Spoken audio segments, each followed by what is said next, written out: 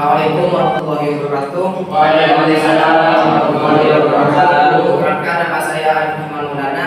Di sini saya sebagai moderator. Pagi ini akan segera kita mulai debat siswa.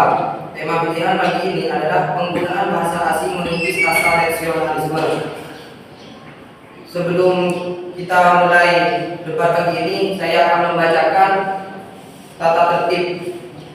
Yang pertama, peserta diwajibkan menggunakan pakaian seragam lengkap. Kedua, peserta menggunakan bahasa Indonesia yang jelas, lugas, dan santun. Tiga, mengacungkan tangan dan meminta izin kepada moderator. Sebelum kita mulai,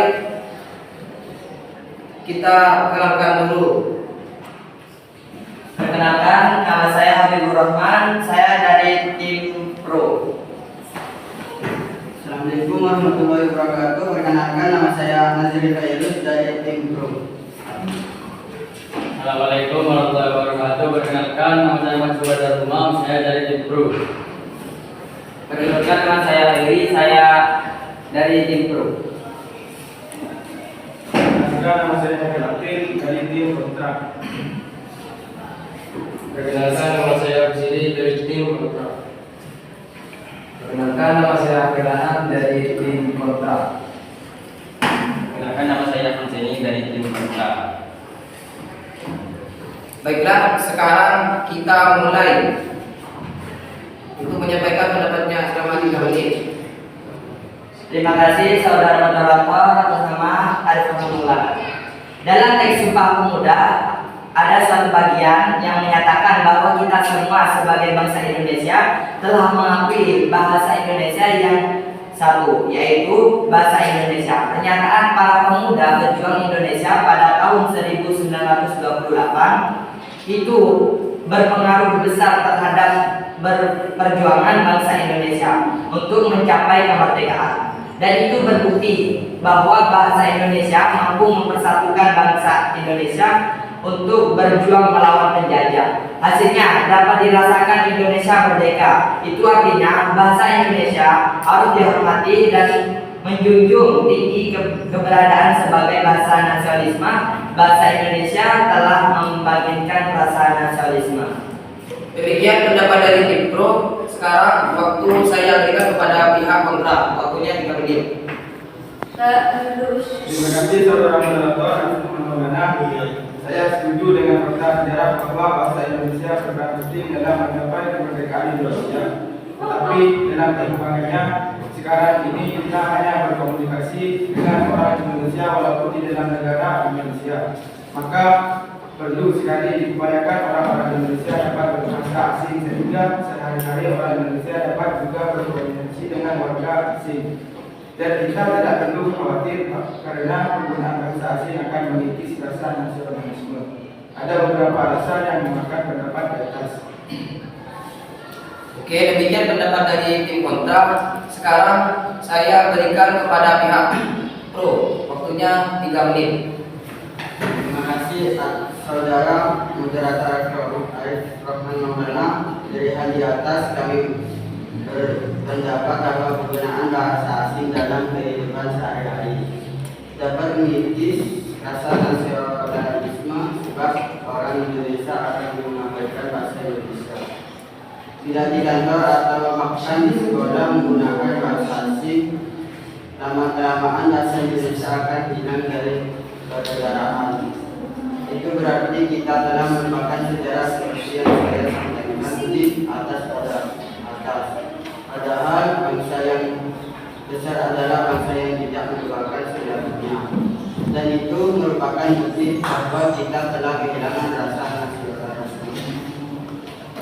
Oke, demikian pendapat dari tim Pro. Sekarang waktunya saya berikan kepada pihak kontra. Waktunya 3 menit. Terima kasih moderator Arif Muhammad. Rasa nasionalisme kita akan terkikis hanya karena kita menggunakan bahasa asing di Indonesia.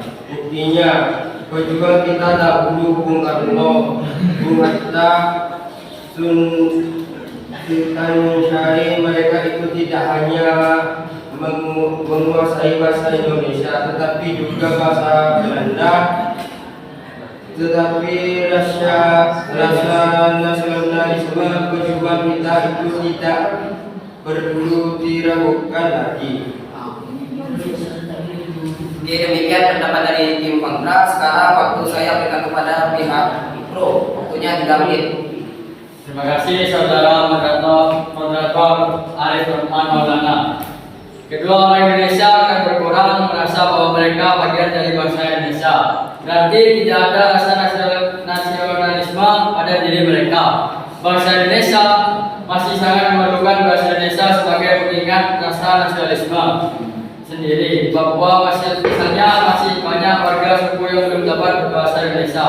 Mereka masih perlu dikenalkan dengan bahasa Indonesia agar merasa sebagai bangsa Indonesia.